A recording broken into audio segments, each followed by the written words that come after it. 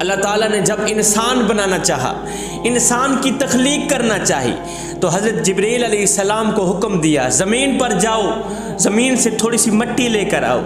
حضرت جبرائیل علیہ السلام آسمان سے نیچے اترے، جب مٹی کو ہاتھ لگایا، مٹی اکھاڑنے لگے تو دوسری مٹی رو پڑی، کہنے لگی اللہ کا خوف کرو، ہم پر رحم کرو، ہمیں ایک دوسرے سے جدا مت کرو۔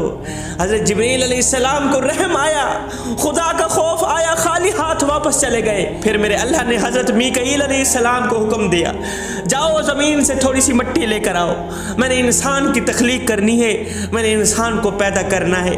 حضرت میکائیل علیہ السلام آسمان سے نیچے اترے، زمین پر آئے، جیسے ہی ہاتھ رکھا مٹی اکھاڑنے لگے تو دوسری مٹی رو پڑی، خدا کا خوف کرو، اللہ کا رحم کرو، ہمیں ایک دوسرے سے جدا مت کرو۔ حضرت میکائیل علیہ السلام کو بھی اللہ کا رحم آیا، خالی ہاتھ واپس چلے گئے۔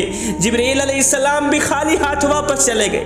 میکائیل علیہ السلام کو بھی خدا کا خوف آیا، رحم آیا، وہ بھی خالی ہاتھ چلے گئے۔ پھر میرے اللہ نے حضرت عزرائیل علیہ السلام کو زمین پر بھیجا کہ جاؤ تھوڑی سی مٹی لے کر آؤ، میں نے انسان کی تخلیق کرنی ہے، میں نے آدم کو پیدا کرنا ہے۔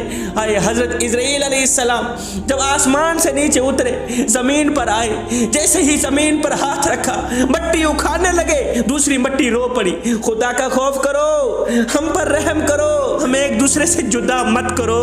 مٹی کا رونا دھونا دیکھ کر، مٹی کا تڑپنا دیکھ کر حضرت عزرائیل علیہ السلام مٹی سے مخاطب ہو کر کہنے لگے مٹی میں کیا کروں، تیرا رونا دیکھوں یا رب کا حکم دیکھوں، تیرا تڑپنا دیکھوں یا اپنے کریم رب کا حکم دیکھوں۔ آئے زمین روتی رہی، مٹی تڑپتی رہی، حضرت عزرائیل علیہ السلام مٹی کو اکھاڑ کر اپنے کریم رب کے حکم کو اپنے سر آنکھوں پہ رکھتے ہوئے مٹی اکھاڑ کر اللہ کے حضور پیش کر دی۔